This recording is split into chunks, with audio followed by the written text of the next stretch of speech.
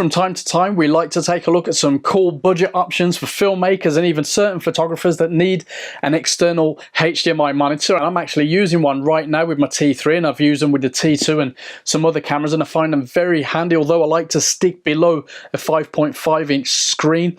So we've got an interesting one this time from FEELWORLD, and it's the FEELWORLD LUT7S 4K touchscreen field monitor. It's a very interesting number as it comes on just over £300, but it's, well, first of all, 7-inch, 4K capable, 2200 nits daylight viewable, but it has waveforms, which is something that wasn't really thought of or expected on a sub $500 monitor. So does this stick to the usual pretty decent value reputation that FEELWORLD have, or is it a bit of a duff? Let's take a look up close.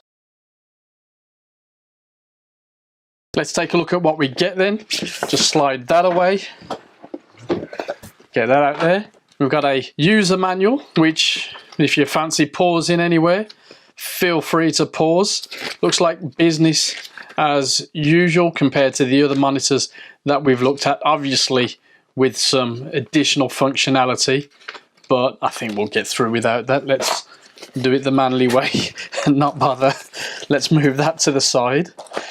Flick this open to reveal HDMI cable with adapter right there, and nice solid metal tilt arm, business as usual. In fact, what I'm currently using up there, very similar, and I'm using the cold shoe adapter to mount my Rode Wireless Go.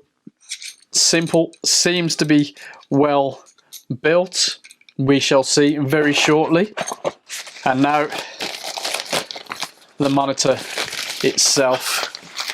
Across the top we've got 3 function buttons, a menu dial which feels fine, little button in there.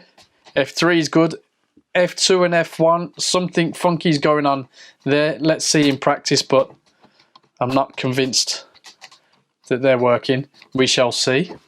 1/4-inch screw thread there, on-off touch there, and a headphone jack there. So if you don't have a headphone jack on your camera body, you can listen to the audio, you can monitor the audio from your camera via the HDMI feed, which also of course brings the audio into this monitor, and you can listen to it that way. Very handy. On the bottom we've got a DC out, DC in, HDMI out, HDMI in, and of course a 3/4 slot. And importantly for some of you, the SD card slot there, which lets you use LUTs, lets you put them straight in and see what you're intending to get in the software afterwards right away. That could be handy for some of you. You can see there's 2 bays for your MPF Sony ubiquitous batteries right there, both with little pushes there so you can unlock them, and it's as simple as that. Interestingly, there's no hood included. What you see on the table is what I received, other than FEELWORLD sending me a cap and a bag and a t-shirt for some reason. Anyway, no hood, so this daylight viewable screen, as they like to let you know, 2200 nits daylight viewable, this is going to need to be very good, because I'm not even sure you can even fit a hood to this. Possibly you could easily MacGyver something there, the old MacGyver, not the new MacGyver. And basically it doesn't come with batteries either, and therefore doesn't come with a charger, doesn't come with a DC cable. But consider the budget, all those extras would add to that, and for the most part you've probably got those bits already in your kit. Let's get this on the T3, get out and stop waffling. Might even put it on the T2 too.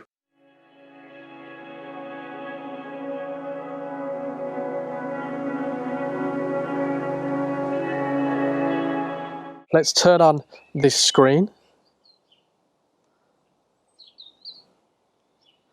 There we go.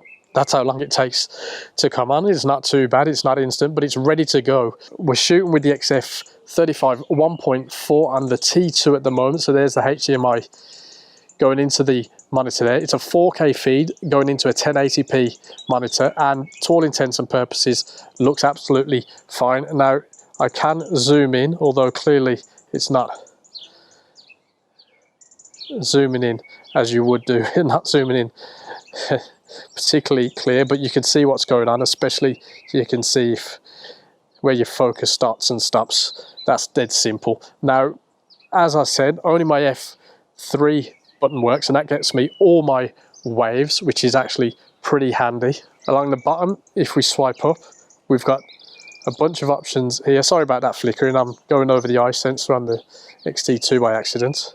So safety markers, center markers, let's turn that back on, marker mats, false colors, you can access very quickly there, and also turn your LUT on and off. Now, if I think double click here, tap here, there we go. We've got a bunch of options, including your general settings, screen settings, waves. You can have all, as we saw with the N3 button, or you can have parade, YUV, RGB individually, vector individually up in that corner, RGB histogram,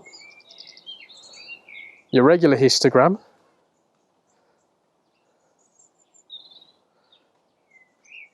let's turn those off, and the audio meter, which I'll have that. If we go up here, we've got the scan modes, flip modes in case you physically turn your screen around, freeze pixel to pixel. You can zoom in on the image using that option in there too. Again, the grid options here, safety markers, marker mat alpha. Let's get this recording here just for the sake of it. And now focus assist, I've got it set to blue. You can change the levels of that, you can change the colors. Let's leave it on blue for now. Let's turn it off actually. Zebra mode, which also allows you to change the value of it. Currently I've got it on 80%. Monochrome, blue, green, red, grey, and again false colours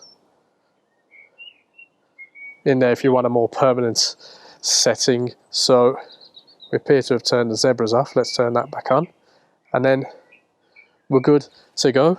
This setup feels absolutely fine. I like the fact that I can change the angles even more than just back and forwards. You can get a bit of a horizontal and a vertical, and we'll have a look at that again in a moment. I'm not entirely sure just how strong these points will be after some good use and abuse, and as you can see, you can basically see what's going on nice and clear.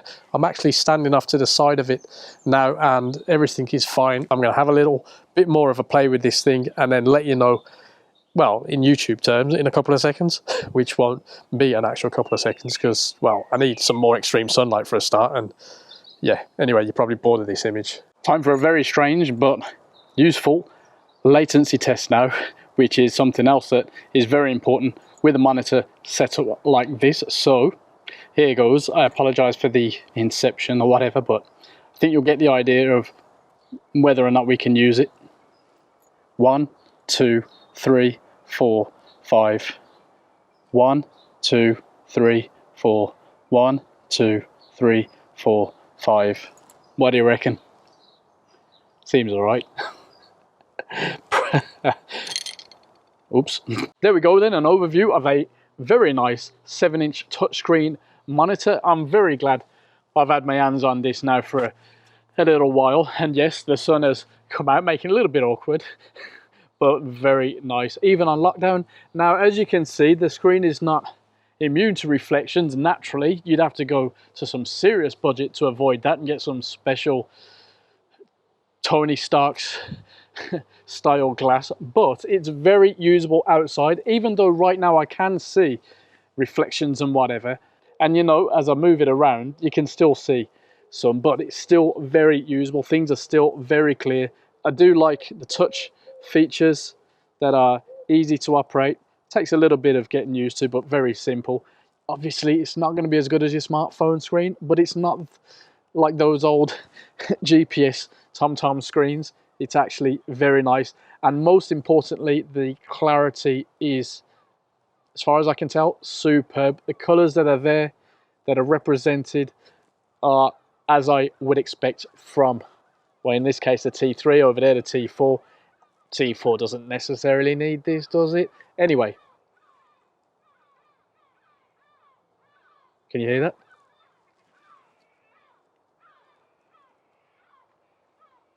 For the grand old current price of £332.36 on Amazon at the time of recording.